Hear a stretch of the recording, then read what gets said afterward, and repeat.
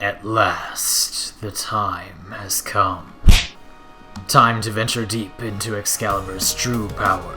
You've seen jank beyond your wildest dreams, and if you have not, the video is linked above. But now it is time. Time to embrace Exalted Blade. Time to wield new heights of slash damage. That's right. Today, it's time for Exalted Excalibur.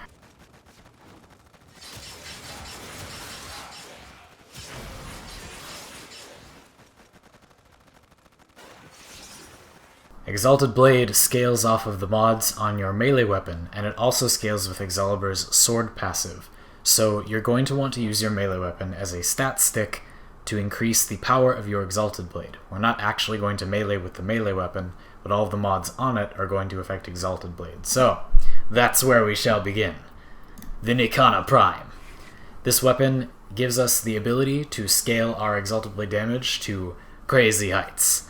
It is a sword, a Nikana that is, that causes Excalibur's passive to trigger, giving us 10% more damage and 10% more attack speed. And besides that, we have all the base damage, and more base damage, and all the attack speed. And we've also added Life Strike. A unranked Life Strike will be enough, but if for some reason you would prefer to use a fully ranked one, that is just fine as well.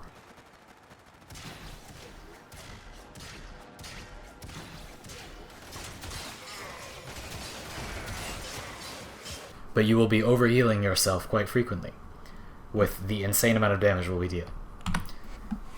Furthermore, Excalibur himself, of course, must have a particular build. And here it is. It does not require much.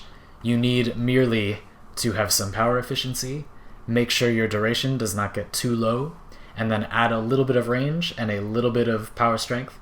This will allow your blade waves to do very good damage even if you are not directly in melee range. Now they do fall off with distance, so you still want to get close to your targets, make sure that you are not trying to attack from far away, but you will not have to be in direct melee range. Remember though, that Exalted Blade's actual physical blade does do a separate packet of damage from the blade wave, so if you need more damage, hug your opponent and slice him up. Steel Charge adds even more of that delicious, delicious damage. And because we're able to heal for such high numbers due to Exalted Blade, we've added Vitality so that we have more of a health pool to heal up, causing us to overheal a little bit less often.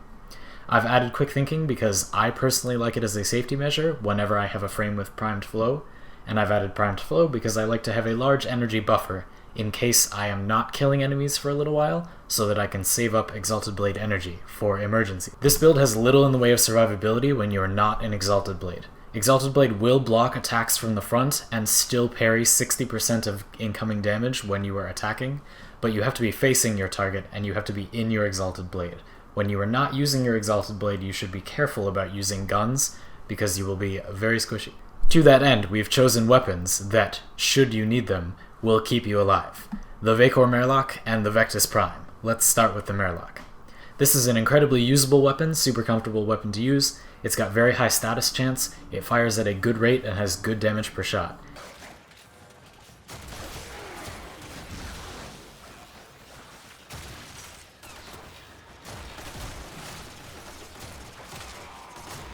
I'm going to show you two builds, but you can build this weapon in a lot of different ways. The first build is just all of the pistol dual stat mods. As you can see, we have a 100% status chance, and we have that status chance before multi-shot. So, as you can see, we still have 100% status, which means that all 2 to 3 of the bullets that we shoot will inflict a status each, and that status will usually be Blast or Impact, giving us some CC, or Corrosive or Slash, which will help us deal with armor. This weapon can crush mid-level enemies in your sorties with ease, and comfort. It is a very easy weapon to use. The second build is an example of the kind of thing you can do with this weapon, but your mileage may vary. It is a viral proc build. Since we have overwhelmingly high viral damage and still pretty high status chance after multi-shot, we are likely to inflict a viral, cutting our enemy's health in half, and since we still do very high damage, we will be ripping through low to mid-level enemies. This is a very similar build to the last one. It fires the same and everything. It's just an example of how you can use the Vaykor Marelok's high status chance and good damage to get different kinds of abilities and make different builds. If you were to add Forma to this weapon, as you can see, I have a 0 Forma build here, you would perhaps like to add even more flat damage or Prime T to charge, should you have it. This weapon is okay with critical chance as well, as long as you have the primed crit mods, but I would recommend focusing on status chance and damage. Now, as for the Vectis Prime, you see sometimes you will not want to get close to your opponents that are all the way across the room. Sometimes you'll want to kill a Ballista or a Bombard from great range, and the Vectis Prime is here to help.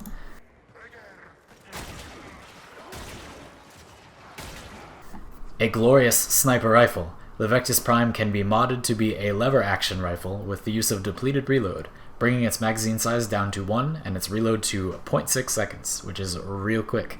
In addition, we have charged chamber, and since the magazine is only 1 shot large, every single shot will get that 40% bonus outgoing damage. Oh yes.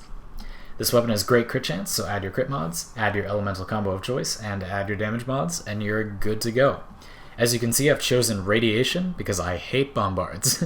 You may wish to use Corrosive as a better all-around element, or something else that makes you good at killing the enemies that you are particularly annoyed by from range. Beautiful, alright.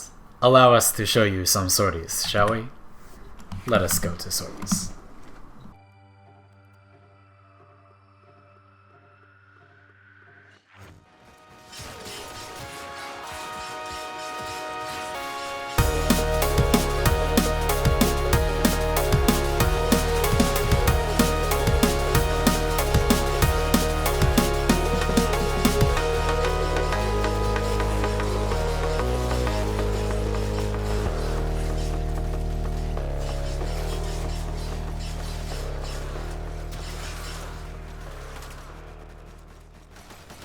And we're back. Thanks very much for watching. I hope that you enjoyed my Exalted Excalibur build, and that it inspires you to create your own powerful basic Warframe builds. Tell me if there is a frame you'd like to see next. I have a list, but I am willing to take suggestions, and I will be right with you in the comments. Thanks for watching, everybody.